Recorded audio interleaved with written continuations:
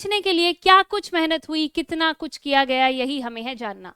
सो बेटा ये जो बहुत सारे एलिमेंट्स हमारे इस दुनिया में, इस यूनिवर्स में मौजूद हैं, इन एलिमेंट्स को अरेंज किया गया है एक टेबल में, और जिस टेबल को हम सदियों से पढ़ते चले आ रहे हैं, जो कि है periodic table of elements.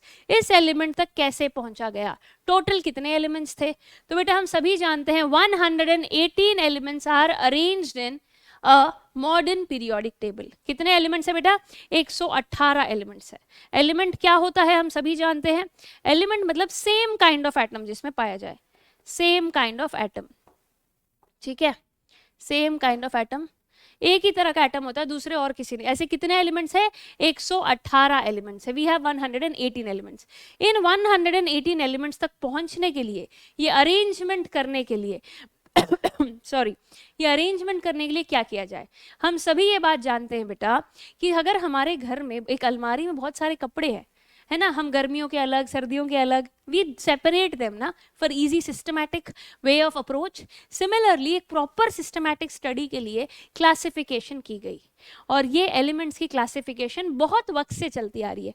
Modern periodic table तक पहुंचने तक पहले कौन कौन वो लोग थे जिन्होंने कोशिश की एलिमेंट्स को अरेंज करने की, क्या उनके फायदे थे, क्या मेरिट्स थे, क्या डीमेरिट्स थे, हमें जानने जरूरी है।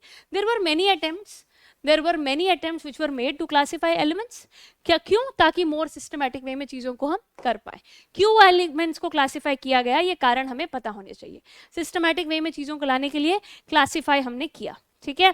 और वो अलग अलग इंपॉर्टेंट अटेम्प्ट्स कौन से हैं, ये 4 अटेम्प्ट्स हमें पता होने बहुत ही ज्यादा है जरूरी। बेटा ये कहानी है, सबसे पहले एंट्री एक बंदे की होती है जो कि है डोबर्नियर। डोबर्नियर ने अपने मुद्दे की बात रखी कि भाई एलिमेंट्स को ऐसे अरेंज करना चाहिए। फिर आए न्यूलैंड्स ने अपनी तरफ से अपने मुद्दे की बात रखी, अरे एलिमेंट्स को ऐसे अरेंज करना चाहिए। फिर आए मेंडलीव, ठीक है, एंड आखिर में मॉडर्न पीरियोडिक टेबल के लिए आए हेनरी मोस्ले। कौन आए बेटा? Henry Moseley. तो इन 4 लोगों ने एलिमेंट्स को अरेंज करने की कोशिश करी। तो जल्दी जल्दी से एक एक करके हम क्या करने वाले हैं, इन अटेम्प्ट्स को जान लेते हैं, एक आइडिया जान लेते हैं। बेटा किसी के बारे में भी एग्जाम में सवाल आ सकता है। इस चैप्टर से कुछ भी डिलीटेड नहीं है, बट थियरी पार्ट है जो हमें दिमाग में फिट करनी है। शुरुआत करी जाए डॉबर्नियर ट्रायड्स की, तो ट्रायड मतलब 3, ठीक है। तो 3 की तिगड़ी बना ली इन्होंने, जैसे 2 लोगों की जोड़ी होती है, 3 की होती है तिगड़ी। तो 3 एलिमेंट्स इसने जोड़े। कैसे? 1817 में डोबर्नियर ने, जर्मन केमिस्ट है, इन्होंने एलिमेंट्स को अरेंज कर दिया, ठीक है। 3 एलिमेंट्स की इसने एक तिगड़ी बनाई, ठीक है। इन्हीं को हम कहते हैं ट्रायड्स। क्या कहते हैं इन्हें? ट्रायड्स। तो इसमें होने क्या वाला है, जब 3 एलिमेंट्स है, for example X, Y, Z, तो ये कहा गया जब इन्हें increasing order of their atomic masses में अरेंज करते हैं, तब जो होता है वो ये है, मिडिल एलिमेंट जो है, मैथ्स में एवरेज तो करा रखा है, x + z/2 will be equal to the atomic mass of y। ये बात इन्होंने बताई थी।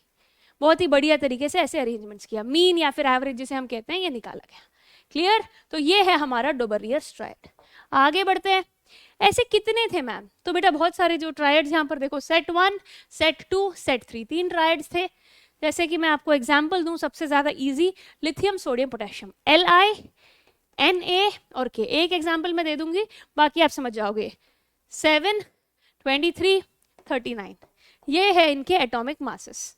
बस करना क्या है, 7 + 39/2 करो, 46/2 आएगा, जिसका आंसर है 23।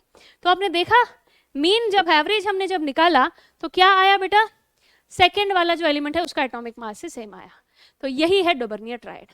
और भी ट्रायड जैसे कि calcium, strontium, barium, chlorine, bromine, iodine, इस तरीके से इन्होंने ट्रायड्स दी और ये बढ़िया चला। पर दिक्कत क्या हो गई, बहुत दिक्कतें हुई बेटा। दिक्कत बहुत बढ़िया तरीके से एटॉमिक मासेस को यूज करते हुए ये एवरेज वाली बात तो बढ़िया हुई, पर ना प्रॉब्लम आ गई, ये अचीवमेंट इनफ नहीं थी, क्योंकि सिर्फ 3 ही ट्रायड्स थे। He could identify only 3 triads. जो एलिमेंट्स वहां पे मौजूद थे ना उस वक्त पे, 3 ही ट्रायड बन पाए उससे।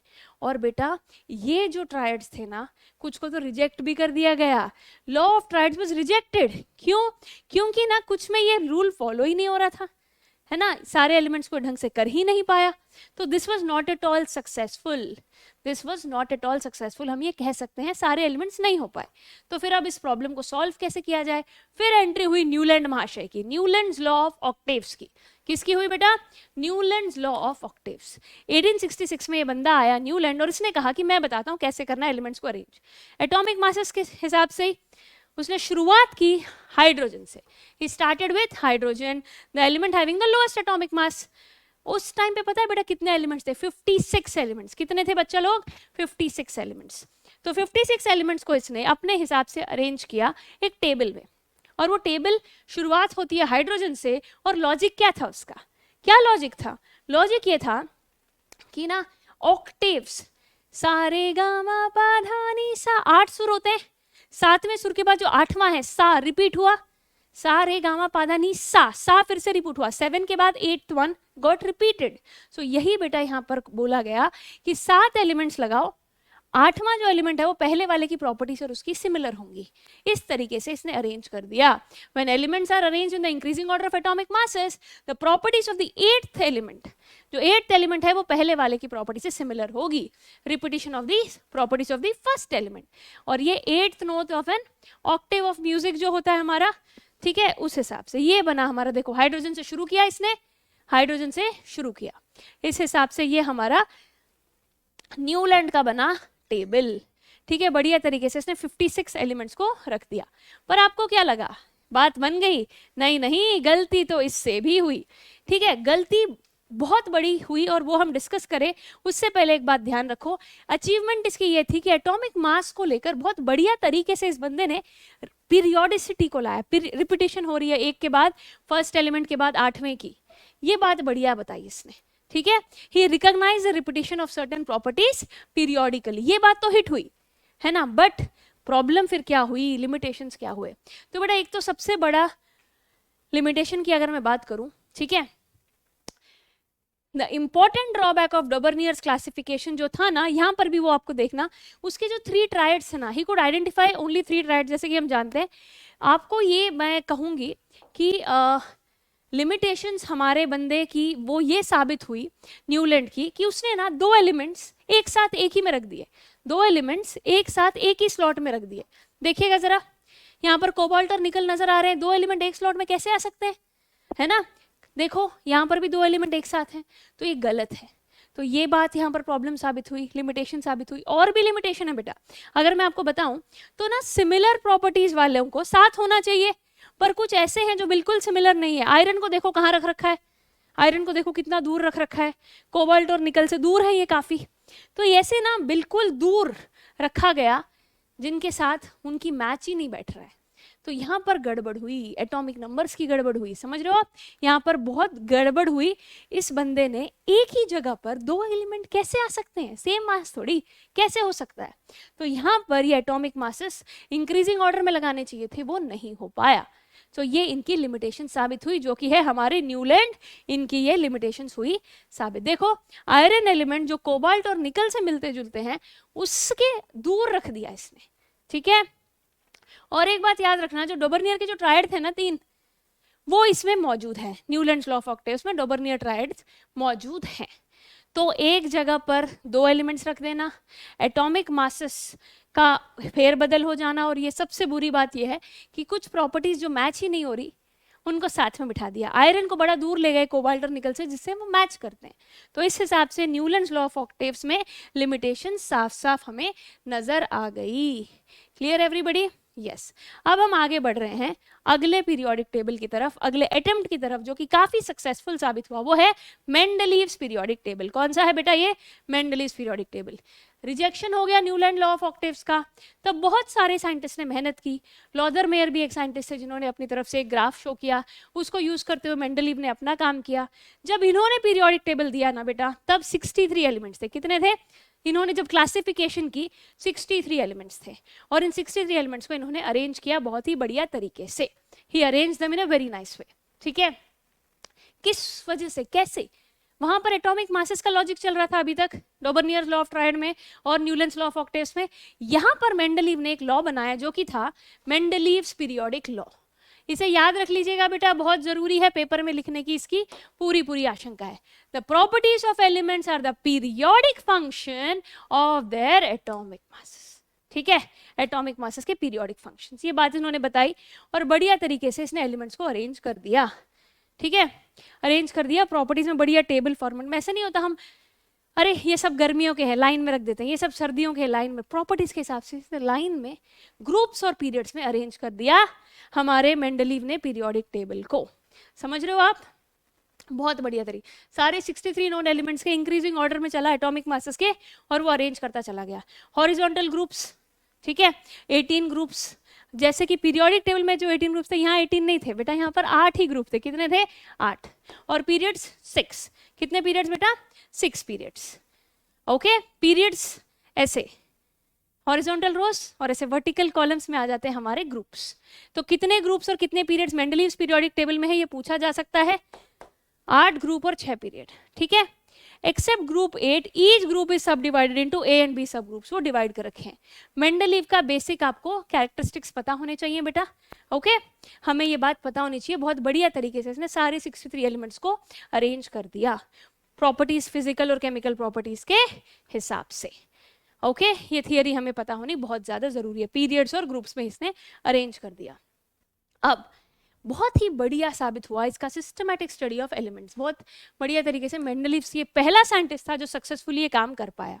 ठीक है, कैसे? बाय इंक्रीजिंग एटॉमिक मासेस के ऑर्डर में उसने अरेंज किया, और वो जो एलिमेंट्स को ग्रुपिंग की ना उसने ऑफ सिमिलर प्रॉपर्टीज, ये 2 बातें बहुत बढ़िया और अच्छी साबित हुई। सो वेरी नाइसली ही अरेंज देम। अब क्या सब ठीक रहा? कोई प्रॉब्लम तो नहीं हुई? हुई ना? ठीक है, हुई ना?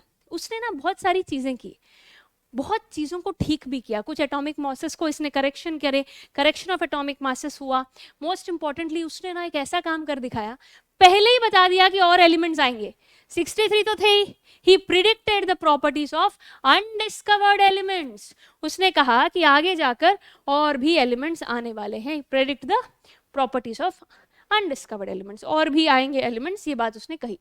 नोबल गैसेस, बेटा उस टाइम पे नोबल गैस थे ही नहीं, पता है? उस टाइम पे नोबल गैसेस थे ही नहीं, पर मेंडलीव ने कहा कि हाँ नोबल गैसेस के लिए जगह अलग से वो आकर अरेंज हो गए हमारे पीरियोडिक टेबल में। ओके, 18th ग्रुप में वो आके सेट हो गए थे, जिसको 0 ग्रुप भी कहा जाता है। तो नोबल गैसेस के लिए भी इसने बहुत बढ़िया तरीके से जगह छोड़ दी थी। It was a very nice and a very good attempt by him. ठीक है, आगे बढ़ते हैं। अब बेटा गड़बड़ हुई। गड़बड़ क्या हुई? गड़बड़ भी हुई जैसे कि हाइड्रोजन की पोजीशन ये बता नहीं पाया। हाइड्रोजन मेटल है या नॉन मेटल, कहाँ इसको लगाऊं, इसकी सही पोजीशन में कहाँ चूज करूं? Correct position could not be assign to hydrogen. आपको क्या लग रहा है? मेंडलीव की तारीफें ही चल रही है? बट नहीं बेटा, जरूरी नहीं कि हर वक्त तारीफ चले, गड़बड़ भी इनसे हुई। तो सबसे बड़ी गड़बड़ जो पेपर में पूछी भी जाएगी, limitations of Mendeleev's periodic table बहुत ही ज्यादा है जरूरी। फिर से कह रही हूं मैं, limitations of Mendeleev's periodic table बहुत ही ज्यादा है जरूरी। ओके माय डियर स्टूडेंट्स, ये लिमिटेशंस का ध्यान रखना बहुत जरूरी है। तो और जैसे कि मैंने कहा, आइसोटोप्स की पोजीशन भी, position of isotopes. Okay, isotopes की पोजीशन ये बता नहीं पाया। ओके, बहुत इंपॉर्टेंट तरीका है ये बात आपको समझने का। अब एक बहुत ही इंटरेस्टिंग और एग्जामिनेशन में पूछे जाने वाला पॉइंट, एनॉमलस पेयर्स है बेटा। कुछ क्या है? एनॉमलस पेयर्स मतलब अरेंजमेंट जब हुई ना एटॉमिक मासेस की, इंक्रीजिंग ऑर्डर में होनी चाहिए थी, कुछ ऐसी गड़बड़ हुई, कुछ पेयर्स हुए जो गड़बड़ हुए। जैसे कि कोबाल्ट और निकल। निकल का एटॉमिक मास है 58.7, कोबाल्ट का है 59। तो पहले 58.7 वाला निकल आना चाहिए था, बट उसने कोबाल्ट लिख दिया। क्या लिख दिया? कोबाल्ट लिख दिया, जिस वजह से ये पेयर गलत साबित हुआ। सेम टेलुरियम और आयोडीन के साथ भी हुआ, एटॉमिक मास ऑर्डर गलत। ठीक है बेटा, एनसीईआरटी में अगर आप देखोगे तो मेंडलीव पीरियोडिक टेबल में 6, कितने पीरियड्स रखे? 6। हाँ, मॉडर्न मेंडलीव में 7 है। ठीक है, तो उसकी चिंता आप करिएगा मत। अभी के लिए देखिए कि कैसे हम चीजों को यहाँ पर गौर से देख के चल रहे हैं। ये पेयर्स याद रखिएगा, anomalous pairs very very important. और सबसे बड़ी ये जो wrong order of atomic masses था, ये इसका बहुत बड़ा लिमिटेशन साबित हुआ। तो मतलब गड़बड़ हो गई ना टेबल में, फिर गड़बड़ हो गई इस टेबल में। सो इस हिसाब से आए हमारे पहले ट्रायड्स आए, मतलब 3 का जोड़ा, फिर ऑक्टेव्स वाला लॉजिक लगा कि पहला और 8वां एलिमेंट की प्रॉपर्टी सेम होगी। फिर मेंडलीव ने काफ़ी प्रॉपर तरीके से टेबल बनाया, क्लासिफिकेशन किया 63 एलिमेंट्स को, पर उसमें भी कुछ कमियां साबित हुई।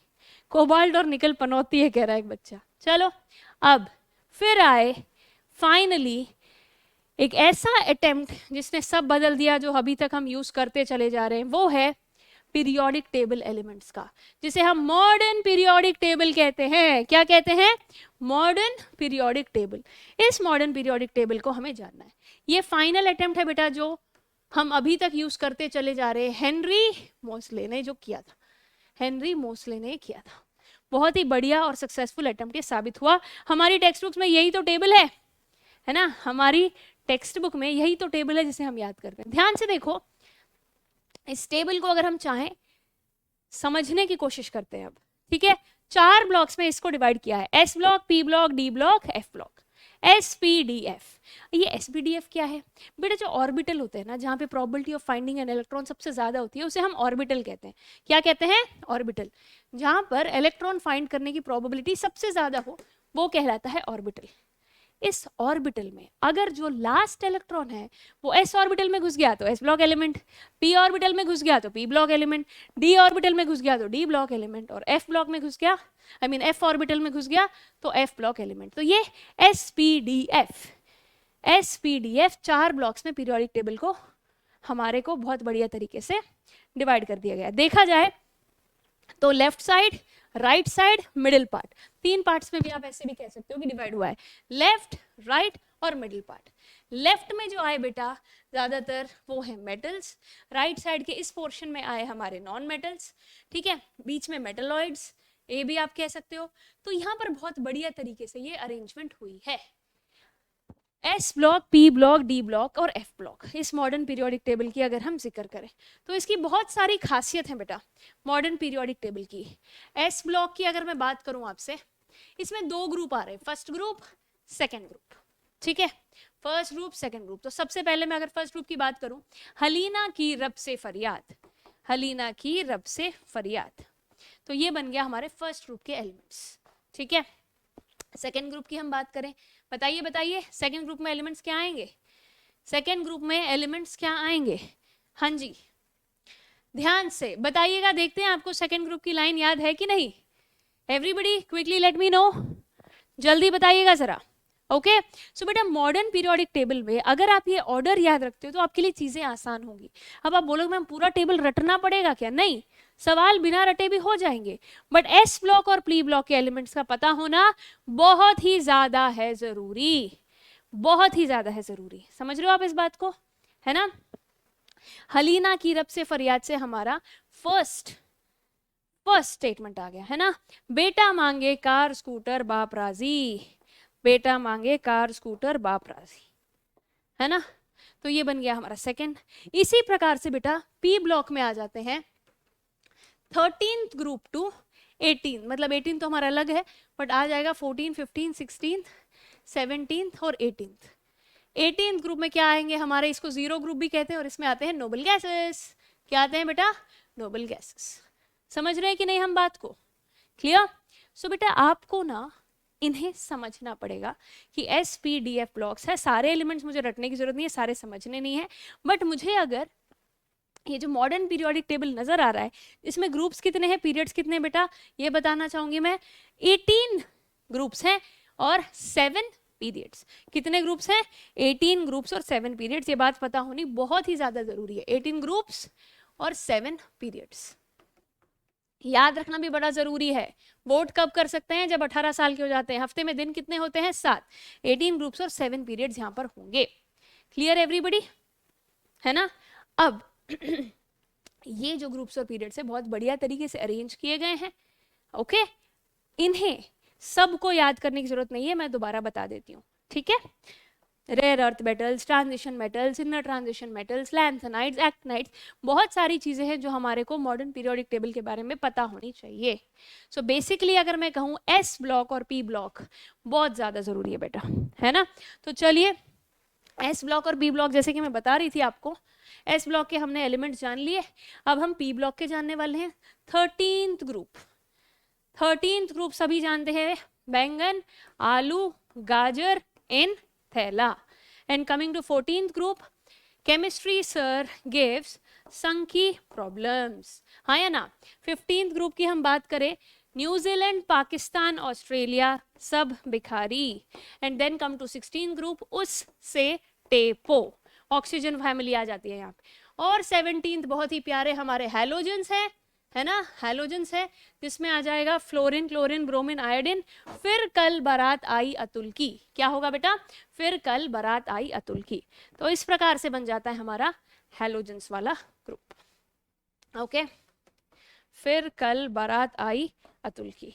And last but not the least 18th group में ही नेवर अराइव्ड, कर देंगे 0 पे रन आउट।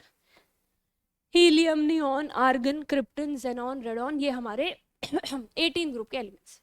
तो बेटा नियॉन, हीलियम, इनके बारे में जानते हो ना आप, स्टेबल होते हैं ये स्टेबल होते हैं, outermost shell full filled होता है इनका, वैलेंसी इनकी 0 होती है ना। तो इस प्रकार से ये है हमारे एस ब्लॉक और पी ब्लॉक। डी ब्लॉक यहाँ पर बीच में होता है बेटा। फिर नीचे एफ ब्लॉक में लैंथेनाइट्स और एक्टिनाइट्स आ गए हैं, transition metals, inner transition elements, sorry transition elements, inner transition elements हम जिन्हें कहते हैं। क्लियर एवरीबडी, मेटल्स हैं, नॉन मेटल्स हैं, और यहाँ पर मेटलॉइड्स के बारे में हम सभी जानते हैं, है ना, boron, silicon, germanium, arsenic, antimony, tellurium, बहुत सारे हमारे यहाँ पर मेटलॉइड्स हैं। सो बेटा अब सबसे जरूरी है ट्रेंड्स के बारे में बात करना। किसके बारे में बात करना, ट्रेंड्स के बारे में। आपको मैं ट्रेंड शुरू करने से पहले कुछ एक बहुत इंपॉर्टेंट और सबसे जरूरी बात बताना चाहूंगी कि जो ये क्लासिफिकेशन के अटेम्प्ट्स है ना, डोबर्नियर का, फिर न्यूलैंड्स लॉ ऑफ ऑक्टेव्स का, फिर हमारा मेंडलीव का, और आखिर में जो modern periodic table which was given by Henry मोजले, ये चारों इन अटेम्प्ट्स को समझना, इनके बारे में बेसिक आइडिया होना जरूरी है। ठीक है, इन तीनों के मेरिट्स और डीमेरिट्स, लिमिटेशंस, मेरिट्स डीमेरिट्स को हम लिमिटेशंस भी कहते हैं, है ना, बहुत जरूरी है, किसी में से भी सवाल आ सकते हैं। और हेनरी मोजले का जो मॉडर्न पीरियोडिक टेबल है ना, हेनरी मोजले का जो मॉडर्न पीरियोडिक टेबल है, इसकी तो खासियत ही कुछ और है, क्योंकि इसे हम यूज करते हैं तो ग्रुप्स कितने हैं, पीरियड्स कितने हैं, ब्लॉक्स कितने हैं, ओके, ये चीजें हमें पता होनी चाहिए। ओके, ग्रुप मतलब वर्टिकल कॉलम्स ऐसे जो बने हुए हैं, और पीरियड्स मतलब ऐसे हॉरिजॉन्टल रोज। क्लियर, कितने रोज हैं, कितने पीरियड्स हैं, ये हमें पता होने बड़े ही जरूरी हैं। समझ रहे हो सभी बच्चे लोग, पीरियड्स और ग्रुप्स। पीरियड्स हमारे हैं कितने बेटा, सभी जानते हैं 7, और ग्रुप्स हैं 18। तो आपको इन सब का बेसिक अटेम्प्ट किसी में से भी पेपर में सवाल आ सकता है। बेसिक थियरी है, आपको लिमिटेशंस और याद रखने ज्यादा जरूरी है, पक्का पूछे जाएंगे। ठीक है, ये एनॉमलस पेयर्स वाला सवाल बहुत इंपॉर्टेंट है, बहुत जरूरी है, आपको पता होना चाहिए। और मेंडलीव ने कैसे आगे एका सिलिकॉन, एका बोरॉन, एका जर्मेनियम, इनके जो नाम रख दिए थे, एका बोरॉन, एका सिलिकॉन, समझ रहे हो अब, इनके जो नाम आ गए थे, इनके बारे में जानना जरूरी, पहले से ही प्रेडिक्ट कर लिया था, अलग अलग नाम है, तो इस पे भी सवाल आएगा जो हम कल डिस्कस भी करेंगे। ठीक है, so basic important points of all these guys you have to remember. ठीक है, ठीक है, एका एल्यूमिनियम को कहते हैं गैलियम, एका बोरॉन को कहते हैं सिलिकॉन, समझ रहे हो, ऐसे अलग अलग नाम आ जाएंगे, है ना। ठीक है, जर्मेनियम, एल्यूमिनियम, इनके बाद में कौन कब क्या आएगा, पहले से एकाद्वी, ट्री, ऐसे उसने पहले से ही मेंडलीव ने ये बता दिया था। तो ये प्रिडिक्शंस, उसके लिमिटेशंस, उसके डीमेरिट, सारी चीजें जरूरी है। और अब बेटा सबसे जरूरी है हमारे एग्जामिनेशन पॉइंट ऑफ व्यू में, वो है ट्रेंड्स। अगर हम ट्रेंड्स को अच्छे से समझ लेते हैं तो जो मुश्किल सवाल होते हैं वो इसी में से आते हैं, ट्रेंड्स में से। ठीक है, बेसिक थियरी बेस्ड क्वेश्चंस तो हर बच्चा कर लेता है, आराम से कर लेता है। पीरियोडिक टेबल की जो खासियत है, जो दम है, जो एसेंस है, जो बच्चों को मुश्किल लगता है, उस पर मैं टाइम लेना चाहूंगी, और वो है ट्रेंड्स। ये कहानी तो आप समझ गए हो, अटेम्प्ट्स ऑफ क्लासिफिकेशन, है ना, क्लियर है, हमारी टेक्स्ट बुक में दे रखा है, उनके सबके 2-2, 3-3 पॉइंट्स हमें पता होने चाहिए। Very important is trends. तो हमें बेटा केमिस्ट्री को कंप्लीट करना है, फिजिक्स को चालू भी करना है। आई होप आप बेसिक थियरी पार्ट अच्छे से कंप्लीट कर लोगे, नोट्स तो आपको प्रोवाइड होनी ही है। तो अब हम शुरू कर रहे हैं बिना देर किए ट्रेंड्स को। We are now going to start trends. ठीक है, ट्रेंड्स में क्या कुछ आएगा। ये 4 प्रॉपर्टी जो आपको साफ साफ नजर आ रही है, इनके बारे में पता होना बहुत ही ज्यादा है जरूरी। It's very very very important. समझ रहे हो कि नहीं? इन चारों के बारे में जानना सबसे ज्यादा जरूरी है, बहुत जरूरी है कि इन्हें हम अच्छे से समझें। ठीक है? यस। क्योंकि जैसे कि एक बच्चा कह रहा है 8 आवर्स की स्ट्रीम हो गई है, जी हाँ, फिजिक्स वाले सर को भी आना है, तो हमें अच्छे से इन इंपॉर्टेंट चीजों को समझते हुए आगे बढ़ना है। Okay, so let's start. We are going to now start with trends. और ट्रेंड्स में किन किन प्रॉपर्टीज के ट्रेंड्स का हमें जिक्र करना है ये पता होना चाहिए, ये हमारे सिलेबस में। ठीक है? सबसे पहले ये जो टर्म है वैलेंसी, क्या है बेटा? Valency. Then we will discuss about atomic size. किसके बारे में डिस्कस करेंगे? Atomic size. आगे बढ़ेंगे फिर हम मेटालिक कैरेक्टर और नॉन मेटालिक कैरेक्टर के बारे में, एंड देन कम्स इलेक्ट्रोनेगेटिविटी। इन सभी के बारे में हमें पता होना चाहिए, हाँ या ना? हम जानते हैं valency combining capacity of an atom होती है ना? एटॉमिक साइज, एटम का न्यूक्लियस और आउटर मोस्ट शेल के बीच में जो जगह, ये जो रेड, इसी को एटॉमिक साइज, मतलब इससे हम एटॉमिक साइज, रेडियस से, एटॉमिक रेडियस से हम एटॉमिक साइज का पता कर सकते हैं, हाँ या ना? एटम का साइज कितना है, रेडियस से हम वो मेजर कर पाएंगे। वैलेंसी हमें, जैसे कि मैंने बताया, combining capacity of an atom, एक एटम को दूसरे से कंबाइन करने के लिए कितने इलेक्ट्रॉन्स का लेन देन, शेयरिंग, वो कितना कर सकता है, वही होता है हमारा वैलेंसी। एटॉमिक साइज मैंने बताया, okay. And then comes very important metallic character, non metallic character. Metallic character तो सुनते ही tendency to lose electrons, tendency to gain electrons, ये वाली बात आपको पता होनी चाहिए, टेंडेंसी टू लूज इलेक्ट्रॉन्स। और नॉन मेटालिक कैरेक्टर की बात करें तो tendency to gain electrons, tendency to gain electrons. Clear everybody? ये भी हम जानते हैं, है ना? ये भी हम जानते हैं। तो इस प्रकार से यहाँ पर एक एक करके हम सभी प्रॉपर्टीज को ये डिस्कस करेंगे। नोट्स कैसे मिलेगा? बिल्कुल मिलेगा यार, नोट्स आपको मिलेगा आसानी से हमारे वॉरियर सेक्शन में। आपको ये पूरी नोट्स आज ही रात को हम कोशिश करेंगे कि प्रोवाइड कर दे लेक्चर के बाद। Okay, yes. सो चलिए फिर एक एक करके बिना देर किए हुए हम शुरू कर लेते हैं। एक वर्ड है बेटा पीरियोडिसिटी, एग्जाम में पूछेंगे what is periodicity in properties, ये पूछ सकते हैं आपको। तो पीरियोडिसिटी कुछ नहीं है, रेगुलर ग्रेडेशन होता है। क्या होता है? Regular gradation. जैसे हम पीरियड्स में लेफ्ट टू राइट जाते हैं, ग्रुप्स में टॉप टू बॉटम जाते हैं, तब ये लेफ्ट टू राइट और टॉप टू बॉटम में जाते हैं, जो ग्रेडेशन होता है एट रेगुलर इंटरवल्स, यही है हमारी पीरियोडिसिटी। ये डेफिनेशन पता होना बहुत ही ज्यादा है जरूरी। The regular gradation in the properties of elements and the repetition at regular intervals is called periodicity. ये डेफिनेशन याद रखना बेटा, आना बहुत जरूरी है। ठीक, चलिए पीरियोडिसिटी की हम बात करें तो बेटा यहाँ पर देखो, एलिमेंट्स में पीरियड्स होते हैं। यहाँ पे पीरियोडिक टेबल में जो एलिमेंट्स है पीरियड्स में अरेंज होते हैं। तो हम लेफ्ट टू राइट ग्रेडेशन देखेंगे। किस में देखेंगे? लेफ्ट टू राइट पीरियड्स में। याद रखना, जब भी तुम्हें कोई भी प्रॉपर्टी है ना, एटम की किसी भी प्रॉपर्टी के बारे में, ट्रेंड के बारे में पूछा जाए, तो तुम्हें या तो पीरियड्स में लेफ्ट टू राइट देखना है या फिर आगे जाकर ग्रुप में देखना है। समझ रहे हो आप? और ग्रेडेशन को समझना है, यहाँ पर ग्रेडेशन को समझना है पूरा कंप्लीटली। फिजिकल और केमिकल प्रॉपर्टीज जो एलिमेंट की है वो आउटर इलेक्ट्रॉनिक कॉन्फ़िगरेशन पे डिपेंड करती है। किस पे डिपेंड करती है? आउटर इलेक्ट्रॉनिक कॉन्फ़िगरेशन, इस पे डिपेंड करेगी। लेफ्ट टू राइट जब हम पीरियड में जाएंगे, सेम पीरियड में हम जाएंगे, एलिमेंट्स आपको ग्रेडेशन शो कर देंगे, फिजिकल प्रॉपर्टीज में भी और केमिकल प्रॉपर्टीज में भी, left to right. Clear everybody? इस प्रकार से ग्रुप्स में हम कैसे करेंगे, जैसे कि मैंने कहा आगे आएगा हम टॉप टू बॉटम। कैसे आएंगे ग्रुप्स में? हम आएंगे टॉप टू बॉटम। इसमें भी रेगुलर ग्रेडेशन होगा, टॉप टू बॉटम और मूविंग डाउन द ग्रुप, ऐसे कहा जाता है। ठीक है, यहाँ पर भी आउटर इलेक्ट्रॉनिक कॉन्फ़िगरेशन मैटर करेगा, चेंज होंगे यहाँ पर, कैसी चीजें चेंज होंगी, बट यहाँ पर याद रखना there chemical properties are similar but physical properties show a regular gradation। यहाँ पर down the group chemical properties तो same होगी but physical properties different होगी। gradation बेटा grade होता है ना, A grade, B grade, C grade, grade अलग अलग level, ठीक है, gradation। जब हम top to bottom आएंगे यहाँ पर कैसी चीजें बदलेंगी? shells की वजह से शेल्स के साइज बढ़ जाएंगे बेटा, मतलब ज्यादा शेल्स आ जाएंगे, KLMN शेल्स जैसे जैसे नीचे जाएंगे। Okay, yes. तो इस प्रकार से यहाँ ग्रुप्स में टॉप टू बॉटम हम कंसीडर करेंगे। ये बात दिमाग में फिट कर लो, पीरियड्स मतलब लेफ्ट टू राइट, ग्रुप्स मतलब top to bottom.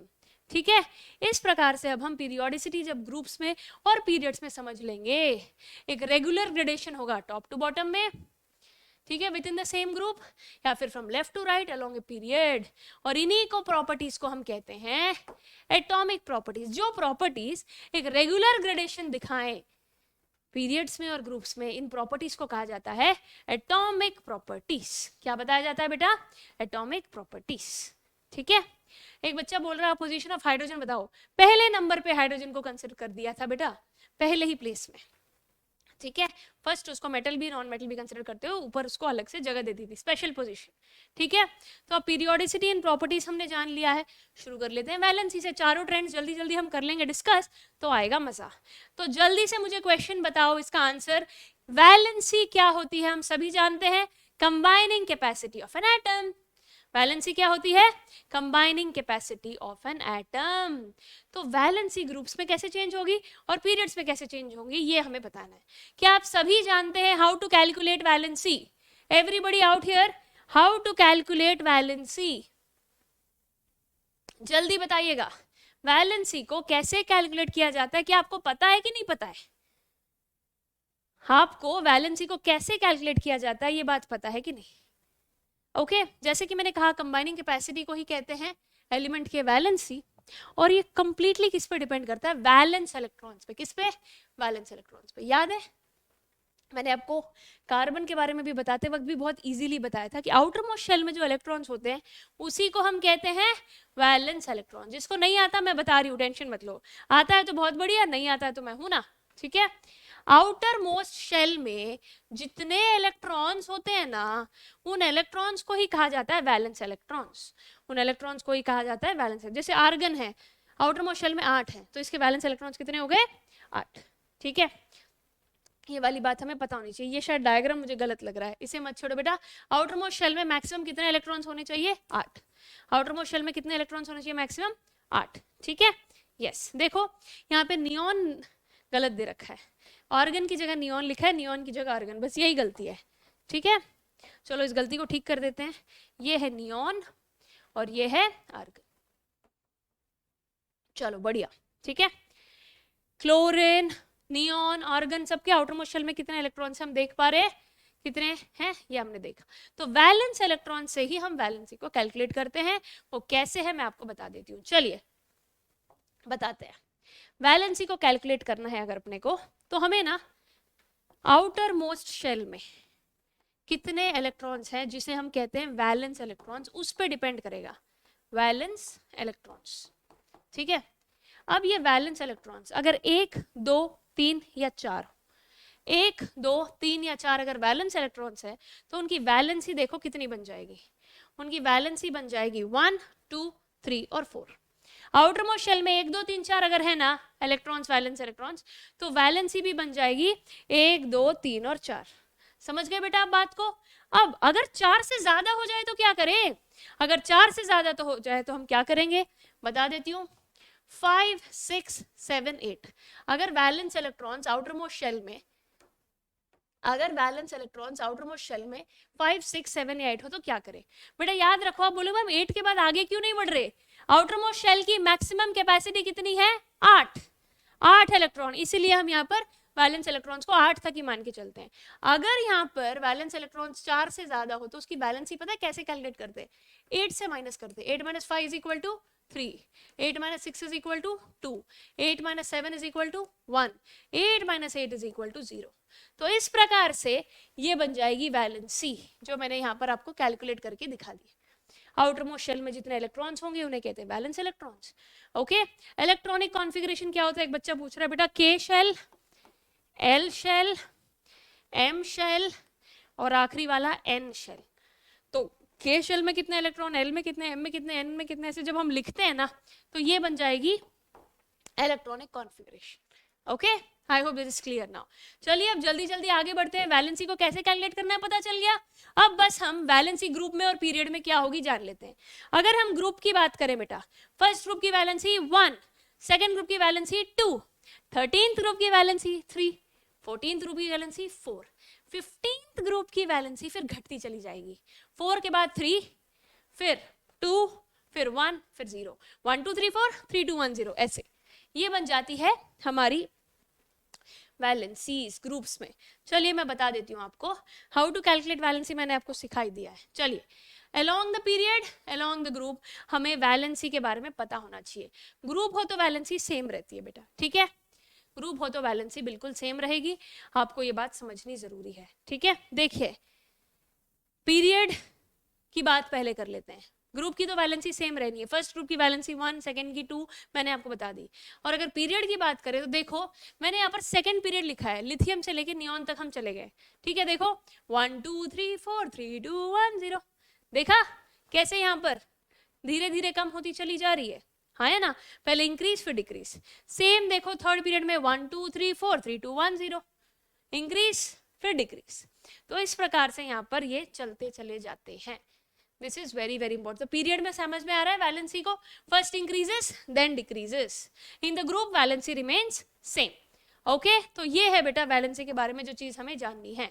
Along the group जैसे कि मैंने कहा they have same number of valence electrons, जिस वजह से valency will be fixed and will be the same in the group. Group में ऊपर से नीचे जाओगे तो वैलेंसी सेम है रे भाई, ठीक है। पीरियड में जाओगे पहले इंक्रीज होगी फिर डिक्रीज होगी। बहुत ही बढ़िया बच्चे आंसर देते हुए, thank you for the love you are giving. अब आगे बढ़ते हैं, वैलेंसी के बाद हम पहुंचेंगे एटॉमिक रेडियस पे। किस पे पहुंचेंगे? एटॉमिक रेडियस पे। तो एटॉमिक रेडियस की अब हम बात करेंगे। बहुत ही इंटरेस्टिंग तरीके से एटॉमिक रेडियस की हमें बात करनी होगी, बड़ा ही जरूरी है। वैसे तो बेटा जब आप 11th 12th में आगे जाओगे ना, एटॉमिक रेडियस के types, ionic radius, covalent radius और अपने वॉन वाल्स रेडियस, बहुत सारी चीजें आएंगी। अभी के लिए हमें एटॉमिक रेडियस को पता करना है। तो पहली चीज ये है, एटम होता है, न्यूक्लियस है, न्यूक्लियस और जो आउटर मोस्ट शेल में जो इलेक्ट्रॉन है ना, इसके बीच में जो है ये बन जाएगा एटम का रेडियस। ये पता होना चाहिए एटम का रेडियस क्या है। क्लियर है? एटम का रेडियस क्या है? क्लियर हो चुका है, बहुत बढ़िया। अब ये जो एटम का जो साइज है, एटम का जो साइज है ये इसी एटॉमिक रेडियस से फाइंड कर सकते हैं, ठीक है। यस जैसे कि मैंने कहा, from nucleus to the outermost shell containing electrons in an isolated atom, nucleus से आउटर मोस्ट शेल में जो इलेक्ट्रॉन है उसके बीच में जो जगह है वही है हमारा एटॉमिक रेडियस। इसी से हमारा एटॉमिक साइज पता चल जाएगा, ठीक है। 1 एंगस्ट्रॉम, 1 पिकोमीटर सभी जानते हैं, 1 picometre is equal to 10 power -12 metres, है ना। तो बेटा ये पिकोमीटर्स में मेजर होता है। जैसे हाइड्रोजन का सबसे कम रेडियस होता है एटॉमिक रेडियस 37 पिकोमीटर, तो ये वाली बात हमें पता है। तो अब एटॉमिक रेडियस क्या होता है हमने जान लिया है, तो ये जानना बहुत ज्यादा जरूरी है, ये जानना बहुत ज्यादा जरूरी है कि हमें ये जानना बहुत ज्यादा जरूरी हो जाएगा हमारे लिए कि वेरिएशन क्या है of atomic size along a period. Period में एटॉमिक साइज क्या होगा। तो बेटा आपको ना दिमाग में पीरियोडिक टेबल अगर आपके आंखों के सामने आ जाए तो आप बड़ी आसानी से कर सकते हो। जब आप लेफ्ट टू राइट मूव करोगे ना बेटा अलोंग ए पीरियड, तो एटॉमिक रेडियस धीरे धीरे डिक्रीज हो जाएगा, ठीक है, because of effective nuclear charge जो इंक्रीज रहेगा। अब इफेक्टिव न्यूक्लियर चार्ज क्या है बेटा? न्यूक्लियस के और आउटर मोस्ट शेल में जो इलेक्ट्रॉन है उसके बीच में ना जो चार्ज है ना, उसका इफेक्टिव न्यूक्लियर चार्ज Z से थोड़ा कम होता है वो, ठीक है। उसके बारे में डिटेल में बताती हूँ, एक बात सुनो आप। यहाँ पर पीरियड में एटॉमिक साइज है डिक्रीज होता है। कैसे होता है डिक्रीज? इमेज से और इजीली बता दूंगा। आप पहला पीरियड ले लो, दूसरा पीरियड ले लो, सभी में एटॉमिक साइज पीरियड में डिक्रीज होगा, एटॉमिक साइज पीरियड में डिक्रीज होगा। कारण अगर आपसे कोई पूछे तो बहुत आसान है कि इफेक्टिव न्यूक्लियर चार्ज इंक्रीज होगा। देखो ये डायग्राम देखो, इससे दिमाग में बात हो जाएगी fit. Variation of atomic size along a period. देखो यहाँ पर साइज देखना, नजर आ रहा है आपको? साइज देखना कैसे डिक्रीज होता चला जा रहा है पीरियड में। साइज देखो कैसे डिक्रीज होता चला जा रहा है, हाँ या ना। Along the period radius decrease हो जाएगा। क्यों? इफेक्टिव न्यूक्लियर चार्ज जो है एटम का न्यूक्लियस और जो हमारा आउटर मोस्ट शेल के बीच में जो इलेक्ट्रॉन होता है वहां पे उसके बीच में जो चार्ज है वो इंक्रीज हो रहा है, जिस वजह से ये साइज डिक्रीज हो रहा है। Clear everybody? यस। नेक्स्ट अगर हम बात करें variation of atomic size along A groups, ये तो बड़ा आसान है। नंबर ऑफ शेल्स इंक्रीज हो जाएंगे। क्या हो जाएंगे? नंबर ऑफ शेल्स इंक्रीज हो जाएंगे, जिस वजह से एटॉमिक साइज को तो बढ़ना ही है, क्योंकि इफेक्टिव न्यूक्लियर चार्ज यहाँ पर कम हो जाएगा। दूर दूर जा रहे हैं ना शेल्स, जितने बढ़ रहे हैं चार्ज इफेक्टिव न्यूक्लियर चार्ज उतना ही फर्क पड़ेगा। देखिए on moving down the group atomic radii increases because of number of orbits, shells बढ़ते चले जाएंगे। शेल्स बढ़ते चले जाएंगे, इस वजह से हमारे को पता है कि एटॉमिक साइज ग्रुप्स में बढ़ रहा है। Clear everybody? इजी है ये तो, बहुत बढ़िया। इस डायग्राम से आप याद रख सकते हो, एक बार ये पीरियोडिक टेबल आपके दिमाग में हो तो देखो यहाँ पर साइज बढ़ते बढ़ते कितना बड़ा हो गया, down the group atomic size increases. हाँ जी बेटा, समझ में आ गई है ये बात एटॉमिक साइज वाली? ओके यस, आगे बढ़ते हैं। अब बच्चे कह रहे हैं मैम ये इफेक्टिव न्यूक्लियर चार्ज वाली बात बता दो। क्या बता दो? इलेक्ट्रोनेगेटिविटी क्या होती है बताती हूँ बेटा, बताती हूँ। इफेक्टिव न्यूक्लियर चार्ज वाली बात देख लो क्या होता है। जब attractive force between nucleus and valence electrons increases, ये जो न्यूक्लियस है और वैलेंस इलेक्ट्रॉन्स के बीच में जब ये चार्ज इंक्रीज हो जाता है तब एटम का साइज डिक्रीज हो जाता है, एटम का साइज छोटा हो जाता है, ठीक है। और इसीलिए जब हम लेफ्ट टू राइट जाते हैं तो एटॉमिक रेडियस डिक्रीज हो रहा है क्योंकि इफेक्टिव न्यूक्लियर चार्ज इंक्रीज हो रहा है। तो ये बात समझ आ गई है सभी को? हाँ जी yes. So I hope it's clear to all of you कि कैसे ये इफेक्टिव न्यूक्लियर चार्ज अपना रोल प्ले कर रहा है। Okay yes my dear students, बहुत ही बढ़िया। तो अब हम आगे बढ़ेंगे और सबसे आसान और सबसे ज़रूरी जिसमें से सवाल भी बहुत ज़्यादा आते हैं वो है metallic and non metallic character. आपको ना पीरियोडिक टेबल में कहीं पे भी element A B C D X Y Z P Q R ऐसे देके बोलेंगे पी बताओ मेटल है या नॉन मेटल, आर बताओ मेटल है या नॉन मेटल, ऐसे पूछेंगे आपसे, ठीक है। ऐसे सवाल पक्का आएंगे पेपर में। तो उनके लिए क्या करें, उनके लिए मेटालिक कैरेक्टर और नॉन मेटालिक कैरेक्टर समझना जरूरी है। मेटालिक कैरेक्टर सुनते ही एक ही बात याद रखो, the tendency to lose electrons. Metals में क्या होता है?